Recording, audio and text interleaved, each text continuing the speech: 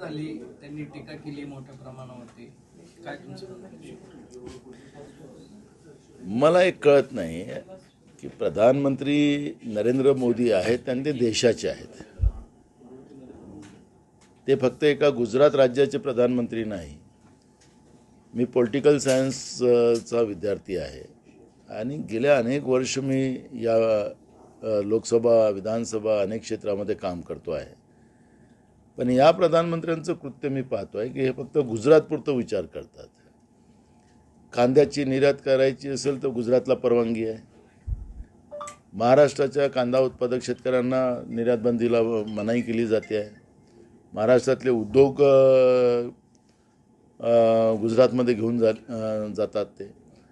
मग अशा प्रधानमंत्री नरेंद्र मोदींना गुजरातमध्येच प्रचार केला पाहिजे. त्यांनी महाराष्ट्रामध्ये प्रचार करायला गरज काय? आणि ज्या प्रधानमंत्र्याची विचार करायची क्षमताच ही मर्यादित असेल तर त्यांनी मर्यादितच राहावं. आणि ज्या पद्धतीनं काल त्यांच्या सभेचा जो बाऊ केला गेला होता की 2 लाखाची सभा होईल, तर सगळ्या खुर्च्या खाली राहिल्यात.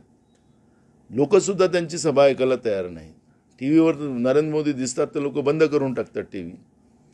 तर ही जी परिस्थिती झालेली आहे त्याच्यामुळे गांधी परिवारावर आणि नेहरू परिवारावर टीका करणं आणि त्याच्यावरच आपलं राजकारणाच्या पोळ्या शेकणं हे नरेंद्र मोदींचं जे कृत्य आहे ते आज देशाच्या लोकांना कळलेलं आहे.